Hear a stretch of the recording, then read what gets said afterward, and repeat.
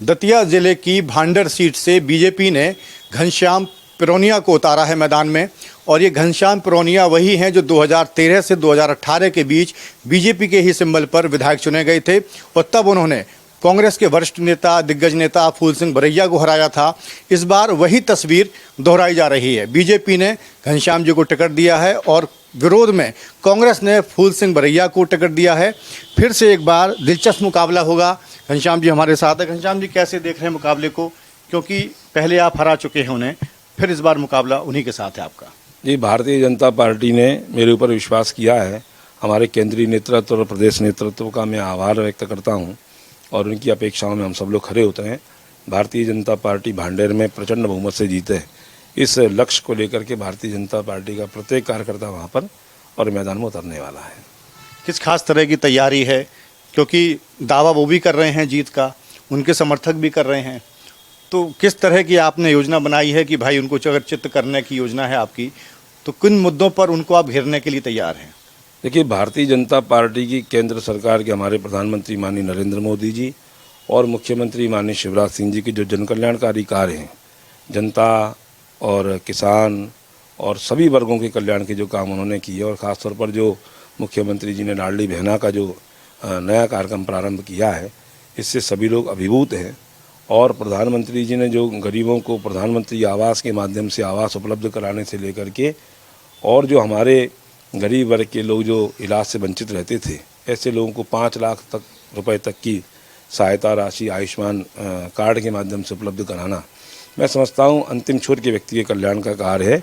इन्हीं सारी जन कल्याणकारी योजनाओं को लेकर के हम जनमानस के बीच में जाएंगे और कमल का फूल भारतीय जनता पार्टी की सरकार मध्य प्रदेश में प्रचंड बहुमत से बने, ऐसी अपेक्षाओं के साथ हम लोग जाने वाले। और जब मैं पहले विधायक रहा था वहाँ, तो जो जनताओं की अपेक्षाएं थी, जनता की, वहाँ की किसानों की जो अपेक्षाएं थी, वहाँ के हमारे नागरिकों की जो अपेक्षाएं थी भांडेर की, उनको मैंने उसको अक्षरशः पालन करने का प्रयास किया। और तैयारी तो ऐसा है कि मैं विधायक रहा तब भी और 5 साल से मैं नहीं विधायक रहा तब भी लगातार हमारे लोगों के, वहाँ के भांडेर के लोगों के बीच में सुख दुख में खड़े रह करके उनकी समस्याओं के निराकरण के लिए हमारी सरकार इस समय जो है, और मुझे माननीय मुख्यमंत्री जी ने मध्य प्रदेश बांस शिल्प विकास बोर्ड का अध्यक्ष बनाकर और हमारे समाज पर जो कैबिनेट मंत्री का दर्जा दिया है, इन सब बातों को लेकर के हम जनमानस के बीच में रहे। और मुझे लगता है जनता का आशीर्वाद भांडेर का जो मेरे ऊपर रहा है पहले भी, वो पुनः उसी प्रकार से रहेगा और हम बहुत अच्छे से वहाँ से जीतने वाले हैं। लेकिन निश्चित तौर पर जब नेता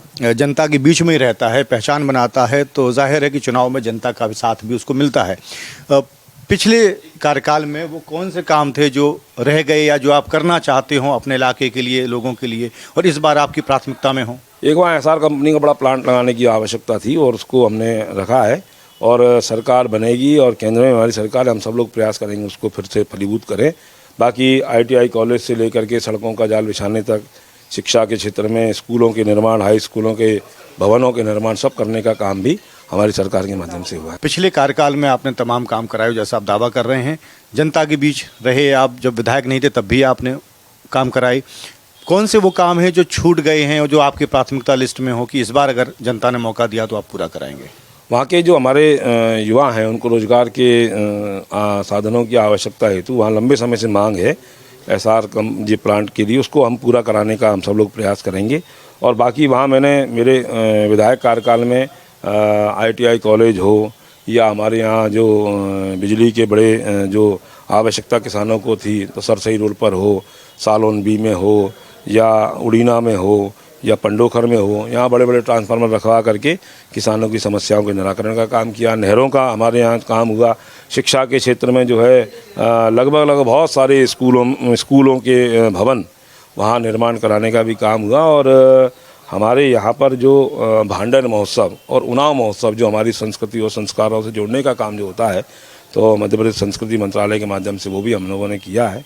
और उन्नाव का जो हमारे यहाँ एक क्षेत्र उन्नाव बालाजी धार्मिक स्थान है, वहाँ का भी हमने जीर्णोद्धार और सारे काम कराने का ये हमारा लक्ष्य रहा था, उसको पूरा। घनश्याम जी, जब कोई सरकार लगातार चलती है, करीब 17 साल हो गए कुल मिलाकर शिवराज सिंह जी के कार्यकाल को, एंटी इनकम्बेंसी भी डेवलप हो जाती है और ये कई बार एक अंडर करंट की तरह काम करती है, बाहर से नहीं दिखती है।